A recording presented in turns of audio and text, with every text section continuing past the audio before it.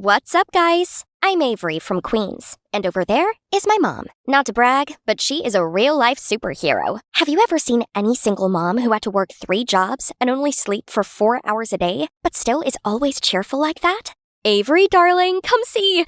I got the dress you wanted. Really? But it costs a whole week of your salary. Don't worry about that, dear. If it makes you happy, then it's totally worth it. Thank you so much. Let's do a play. Yes, you'll be a perfect Cinderella. My mother and I always had the most fun together. Doing role plays and scrapbooking were our favorite things. Although she usually fell asleep on the couch before we finished any activities, she was still the best mom I could ever ask for. There was nothing that could separate us, ever, until that day. I got home from school and my mom wasn't there yet, so I took a nap while waiting for her. But when I woke up, the whole house was in chaos. And there was so much smoke fumes that I barely saw a man approaching. I found the child! Evacuate now! What? What is happening? Where's my mother? I managed to grab my scrapbook before we went outside, and I saw Mom looking so distraught. Avery! Oh my god, I am so sorry, baby! What is going on? Why are you in handcuffs? Mom! I kicked and screamed, but the policeman didn't let me go. I helplessly watched as my mother was led into a van while our home burned to ashes. Then they sent a social worker to come and get me. Why is my mother getting arrested? For child endangerment and neglect. Look at your house. She caused the fire. No! She probably just fell asleep while cooking. She must be too tired from all the work. She is not a bad mom, please.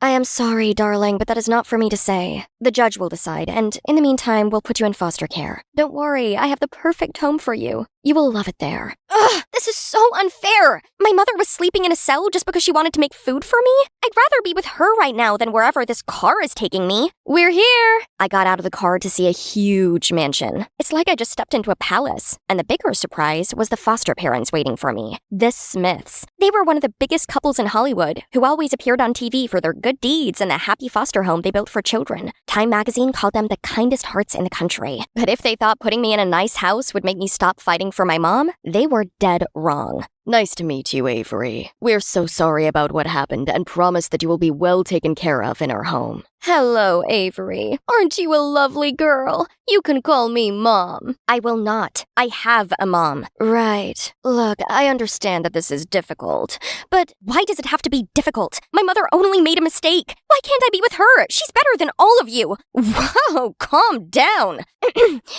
Don't say that before meeting our kids. They're wonderful. I turned to see 3 children there. They all looked quiet and shy, except this girl. Hello, my name is Desi. Welcome to our home. That's Martin, and the little cutie over there is Ryan. And of course, Miss Helen, our nanny. We're very happy to have you here with us. We will let you guys get to know each other. We have some business to handle right now. See you later. When the Smiths left with the social worker, the air in the room changed. I could tell the kids felt happier and more relaxed. Desi kept talking nonstop. Martin cracked his first smiles, while little Ryan ran into Nanny Helen's arm, and she held him so gently that it made me miss my mom so bad. They looked like a real family, and I was just an outsider. Finally, Helen took me to my room, and I could only hold my tears until she wished me good night and closed the door. I cried so hard that night, feeling so lonely and miserable that I couldn't sleep. No, I can't stay here. I need my mom. So, the next morning, I got an idea. I looked at my beautifully decorated room and started to rip it apart. Surely, if the Smiths saw how disobedient I was, they would send me away, back to my mom, right? When I was done, I opened the door to find the kids and Nanny Helen standing there in shock. What are you looking at? Go on, tell your parents that I'm a monster. You all right? You didn't accidentally hurt yourself, did you? It's okay, Avery. Let us help you clean this up.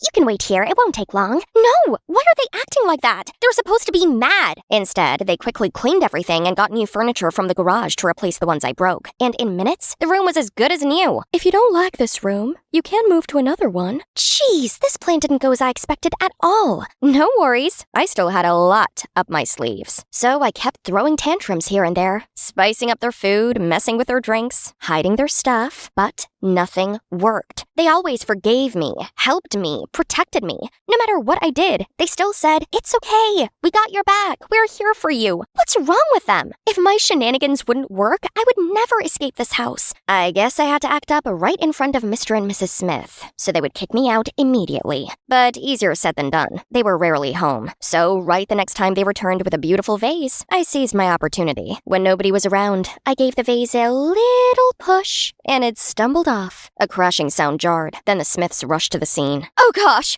what happened? Before I opened my mouth, Martin jumped in and said, I'm sorry, it's my fault. I just wanted to admire it, but accidentally dropped it. No! Why do you say that? I did it! Right then, Desi and Ryan also joined in and took the blame for the shattered vase, making the situation even messier. Enough! Do you know how much this vase cost? You ungrateful peasants. I fed you, clothed you, and you smashed my precious vase, which is more valuable than all of your lives. We should have left you to rot in your stupid orphanages. Please, they're just children. Shut up! I hired you to keep an eye on those rats, so this is on you too. Then the Smiths pulled Nanny Helen into their private room, but I could still hear them arguing, and Helen's pleading. I was totally shocked to see how rude and cruel the Smiths were. Finally, they decided the damage would be deducted monthly from Helen's wages, which also came from the fostering allowances, and God knows for how long. When I turned around, the kids had already cleaned the broken pieces on the floor with the saddest faces ever. I thought they would be angry at me, but they just gave me disappointed looks, then returned to their room. That night, I tossed and turned. I didn't mean for things to go this far, and make Nanny Helen pay for my guilt. But how could I fix it? Those kids were very close to Helen. Maybe they would have some idea. So, for the first time, I went to Desi's room and found all the kids were there. Hi, guys. Go away. You hurt Nanny. You hurt us. I am so sorry. I didn't know the Smiths were so harsh. I just want them to send me back to my mom. We know, Avery. But if you get kicked out of this house, they won't bring you back to your mother, but to another foster home. And they're all so much worse. Trust me, Martin and I were in the system for 4 years before we got here. True, the Smiths are not very nice parents, but we have Helen who has a golden heart, and you can't find that anywhere else. We don't want you to endure injustice, neglect, and discrimination like we did in past years. Gosh, I couldn't imagine how much they went through, yet all I did was bring them trouble. Talking about Helen, she shouldn't be punished for my act. How can I help her out? That's hard. She didn't get much from this job, you know, and this fine added more burden on her. Yeah, the Smiths are very strict about anything related to finance. I don't even think they give Helen a fair amount to take care of us, because she always struggles and sometimes has to pay out of her pocket to give us food. I can't believe it! The Smiths are rich! If they don't care about us, why do they become foster parents? It's a gig that makes them look good in the media and gives them more money. Who would say no to that? Then we spent the whole night talking, and I gradually realized these kids were no different than me. They also desired love and care from their parents, from family. So I told them about my mother and showed them my scrapbook. All of these memories seemed to relive in front of me while I was talking, and by the time I was finished, we all had tears in our eyes. I am sure there's a way to help you get back with your mom. We will figure it out together. The next day, Mr. and Mrs. Smith suddenly wanted to take us out for a meal. Nanny Helen prepared the best clothes for us and waved us goodbye while we stepped into the Smiths' luxury car to go to the biggest restaurant in town. This is for our parents' promo campaign. We do this once a month. Remember the $5 rule, children. We won't pay any more than that. So think carefully before you order and behave. Wow, how generous they are. I can totally see where the title, The Kindest Hearts in the Country, came from. We arrived at the restaurant and sat down at a large reserve table with cameras everywhere. Come, my little angels. Ryan, come sit with Daddy. That's it. This phony act was unbearable. If I want to help these kids and Nanny Helen, this was my chance. So when the staff came to take orders, I loudly said, I want a hamburger, this chicken nuggets, and that sundae. Darling, you can't eat that much. Remember our rule? Well, you said you won't pay more than $5 for us, but all those dishes are only $4. Look how awkward the Smiths were in front of the confused staff. My trick was definitely working. Oh, okay. Anything you want. What are you doing? You'll be punished. As if I care. My play had just begun. Next, when all our food was served, I took the ketchup bottle and squeezed it with all my might. The paste spurted out and landed straight on Mr. Smith's face. Ouch! What the heck? Everyone rushed to help him clean it, including some staff. Exactly my time to shine. I'm sorry, Dad. I just wanted to draw a flower on my dish to dedicate to you. You took me in at my worst time, and I can't thank you enough. Of course. That's what I should do. Aw, she's so sweet. Yeah, you can't be mad at her. So let me give you a proper thanks. Thank you for giving us a house to live in, though you're never home to check on us. Thank you for cutting down our nanny's payment to get more money to take us out for this meal. And thank you that you didn't punish me for breaking your vase yesterday, because you made our poor nanny pay for it instead. Stop this nonsense! You just want to mess with me, don't you? You're all just a tool for me to make money and improve my reputation. Why can't you act nicely? Easy, dear. The camera's still on. Doesn't matter, we can edit this footage out. Now I have to give this foolish girl a lesson. Really? Can you edit those, too? Little did he know. The fuss I made attracted so much attention that people started live streaming everything. Right that evening, many articles about how horrible the Smiths were came up. Because of their huge influence, the topic of bad foster home quickly became so heated that the government had to step in and review the entire system. The living condition in every foster home was improved, so many other foster children also benefited. The Smiths were so ashamed that they packed up and moved to Aruba and left the kids in the house with Helen with enough money so they didn't get called out again. I didn't expect things could go so well. Helen officially became the kids' foster mother, and I was so happy for them. Thank you, Avery, for helping us out. We want to do something for you, too. The blast on the internet gives me an idea. What if we share your story online to get attention for your mom's case? If enough people care and sympathize with her, the court will have to look into it, too, and understand she's not a bad mom. Wow, that's a brilliant idea. With Desi's help, my video with a scrapbook quickly went viral. And on the day of the trial, the courtroom was full of people who supported us. The verdict was finally announced. And my mom walked free! Woohoo! This is the best day of my life. We got our lives back together pretty quick because we received so much help. My mother and I got a huge deal to start a mother-daughter podcast, and I got to see Desi and Martin all the time, and at school too. And look, isn't that our lovely Ryan? Finally, back in my natural habitat. Now these city kids could see what I'm capable of. Behold, my big, beautiful flame. They were in awe of my skill. When suddenly, the fun was put to an end by some overreacting teachers. They started yelling at me, saying there's a rule against fire. Ugh, how could you call this a campsite if campfire is not even allowed? Fire making is an essential survival skill, y'all. These boring city people don't know a thing. Who needs all their rules anyway? I know I don't. Hi, I'm Nova, the fire hazard. And I didn't always live in the city. I spent the first 14 years of my life on the road. Our family used to travel the country in our RV. We never stayed anyplace more than a couple of months. We foraged for food and slept under the stars. But my world was flipped upside down when my parents decided to divorce. My mom wanted to settle down, and my dad would continue life on the road. I begged to go with Dad, but Mom had custody of me. I'd love to stay with you, my little birdie, but I have to go. No cage can hold me for too long. At that moment, I promised myself I would break free and spread my wings too.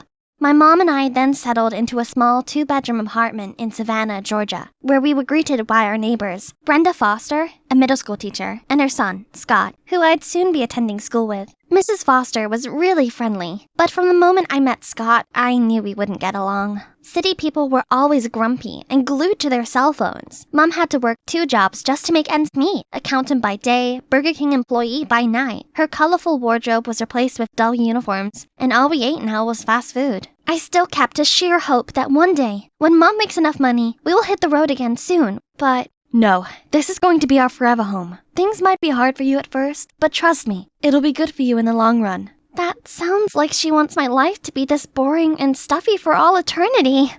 Then came school. There were tons of rules, and every moment of our day was scheduled. In just one morning, I got in trouble for going to the bathroom and for eating my lunch. And on top of that, every teacher complained about my penmanship and spelling. But things were worse when I was among other kids. I could hear their whispers everywhere I went. One girl even came up to me and asked why I wore weird hippie clothes. My clothes aren't weird, you are! Even when some of them invited me to sit with them at lunch, I felt like an outsider. Anyone down for some pink drinks after school? Not me. I'm saving up for the Eras tour. Count me in! I'm entering my pink girl era. None of these words they say makes any sense to me. Finally, they asked about my old life. Well, we didn't have to eat this junk. We can get fresh vegetables by the road. And I know how to skin roadkills. And every day we tried many different fruits and fungi. But be careful, a simple mushroom could kill you. But by that point, I noticed they were either speechless or as pale as a ghost. Did I say something wrong?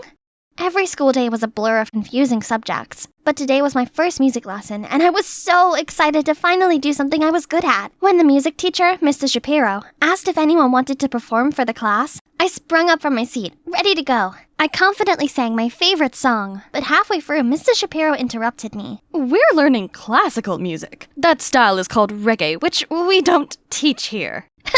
Nova's a hippy-dippy weirdo. The whole class erupted into laughter. What did I do? Ugh! Scott! I was so gonna give him a taste of my rosewood guitar, but everyone held me back. In the end, Mr. Shapiro said he'd be talking with our moms after school. Scott and his mom had already left before my mom came.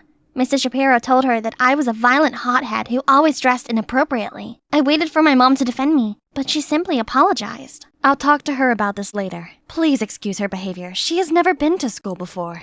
Who was this woman and what had she done to my mother?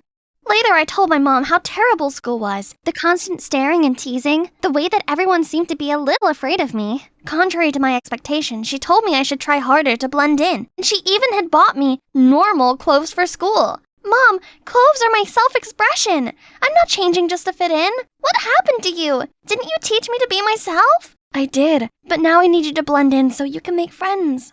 I had to leave before bursting into tears.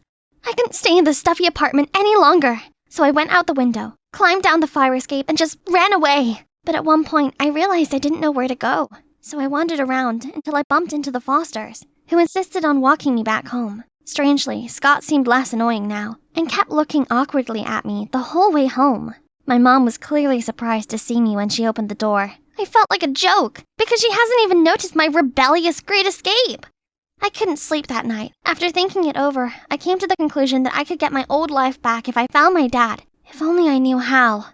The next morning at school, I went looking for the tools I needed to find my dad. Compass, flashlight, map. Scott? What are you up to in there? You first. I wanted to apologize for what happened in music class yesterday.